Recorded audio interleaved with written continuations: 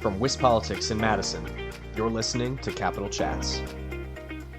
Hello, everybody. This is Kate Morton with WisPolitics here with a Capital Chats podcast brought to you by Spectrum.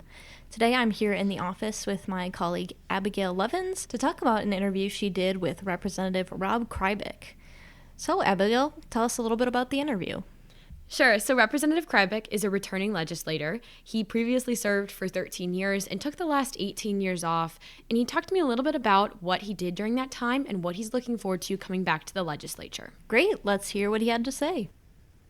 Well, Rob, thank you for joining me today and wanting to be on our podcast. Do you mind if I get into the questions? No, I don't think I do, but you guys are one constant from my previous time in office. So I'm glad you've prospered over the last 18 years since I've been in office. Yeah, it's been 18 years. How are you feeling coming back? Well, people warn me that it's a lot different. And, I've seen a little bit of that, but some things never change. You're busy with meetings in the office. Lots of bills are introduced. And, I think it's probably a little more partisan for sure than it used to be. I mean, for example, when we had the schedule, the calendar, and that was a partisan vote, it's like, wow, that never used to be that way. So I'm seeing signs of it. I was warned about it, but, hopefully we can find some common ground on some issues. And I tell people it's a lot harder serving when you've got a $3.5 billion surplus because you've got a lot of groups that are looking for ways to spend it. When you don't have the money, it's less busy because people aren't asking for more money. So sure.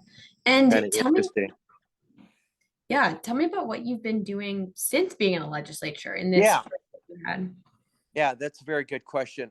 For 7.5 years after I left the legislature, I worked in healthcare marketing, communication for Marshfield Clinic, but based in Eau Claire, where my kids were still in school. And then once my kids were in college, this opened up in New Richmond, a chamber job that I was always interested in because I'd been a member of a lot of chambers through being in politics and working in healthcare that I saw the best and the worst of chambers. So I thought, like to give this a try. So this opened up in New Richmond, close to where I grew up. I did not grow up in Eau Claire. I grew up in River Falls. So this is 20 minutes away from that. So I was close to my aging parents and got a chance to, come in here. The Stillwater Bridge was a few years off, but I was able to be there when they opened that new bridge. So there have been a lot of exciting things going on here, a lot of growth. People kind of compare us to Hudson 20 years ago. So I've had the wind at my back here at the chamber, but it's been a good fit for me. And it's utilized all the skills that I've had in my previous jobs. Mm-hmm. And what made you decide to come back to the legislature? Well, I was pretty much done with politics. I followed it and everything, but I was pretty much done. But when Governor Evers redrew the boundaries, all of a sudden there was an open seat with New Richmond as the largest community in it. And I've been on this job now 10 years. Hard to believe. So New Richmond was a large community. I had a cousin in Somerset who coached basketball.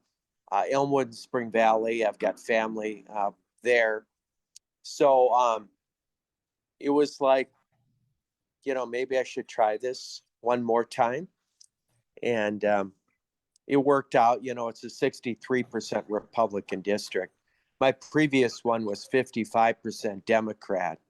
So that was the other, luring part of this is I would not have run for a really competitive seat.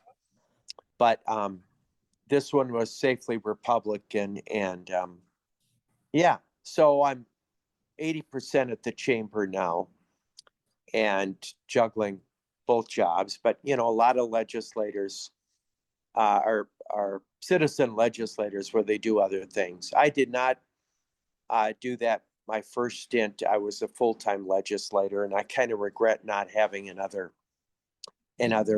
job. Sure. And on that, how do you feel? I know you mentioned New Richmond is a big part of your district and you've been leading the Chamber of Commerce there. How do you feel like that's preparing you to be a better legislator this time? I think I'm very in tune with the needs of small business, so I think that's been helpful.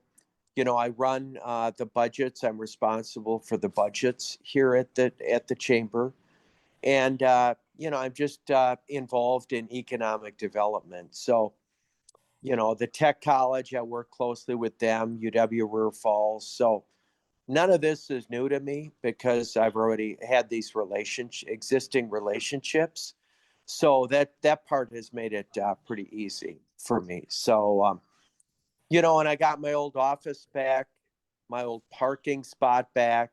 So, new computer, thankfully, but a lot of things, new staff, but a lot of things kind of seem the same. There's a few legislators I served with, Christine Sinicki and Jeff Mursaw and Robin Voss. So it does seem familiar. But yeah, all those existing relationships are benefiting me now in the legislator role. Sure. And I noticed you're the chair of the Committee on Commerce. Are you looking forward to that chairmanship? What do you have in terms of plans for that committee? Well, economic development's really important. For example, there's a lot of Minnesota businesses that are being driven out of their state. So I think it's an opportunity for Wisconsin to lure either a relocating business or an expanding business from Minnesota. They've got a pretty hostile tax climate there, and we're very close. We're within 35 minutes of St. Paul. So we think that we can benefit from Minnesota businesses that want to relocate here. But obviously, if we're going to do a lot of onshoring, which it sounds like they're planning to do at the federal level, there's some areas of the economy that we're going to need to certainly focus on. Semi-truck drivers, diesel mechanics, things like that, the trades. So those are all areas that I'll be focusing on in that role. And speaking of things you're focusing on, is there anything that you were thinking about when you left the legislature? And as you've been following, you've noticed the legislature still hasn't done anything about it, anything you might be bringing back? Well, I think, we're still kind of losing ground in the tax climate. If you look at other states, many of them have flat taxes or no income tax. So that's one thing that, we really haven't done enough of, I think, lowering taxes. Also, property tax can be very frustrating. That was a focus when I was in office, more so than now, where we picked up 2/3 of the cost of K-12, and that consumed a lot of the budget along with Medicaid. And it was frustrating at the time because with referendums passing and with so many components that make up the property tax, it was, we were touting success, and in the end, people weren't really seeing it because of all those factors that I stated. So I think we could make more progress on improving the business climate here and also lowering income taxes. Sure. And the opposite question, what are things that have just come up that are newer things maybe you didn't consider before and are going to be relevant this session? Well, I think one thing I see here at the chamber a lot is Minnesotans moving to Wisconsin because we don't tax Social Security. And these are folks who have money and are spending money in Wisconsin now that they moved here. So I think anything that we can do to help seniors, help recruit seniors to Wisconsin, or those that are here to stay in Wisconsin as residents, I think that's going to be an overall boost to our economy.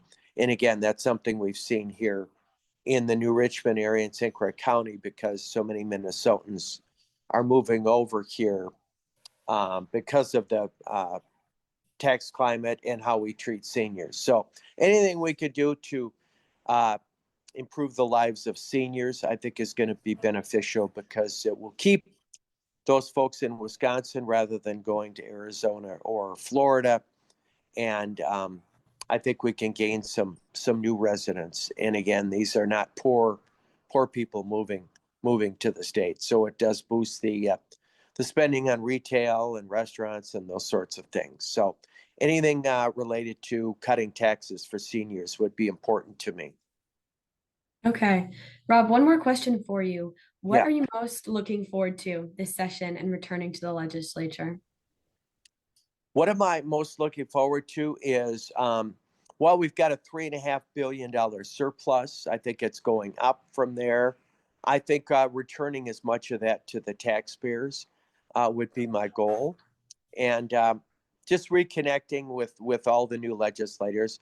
Some of them, of course, want to know how it used to be. So I got elected the first time at age 32, and now I kind of feel like I'm an elder statesman down there. But just the personal relationships.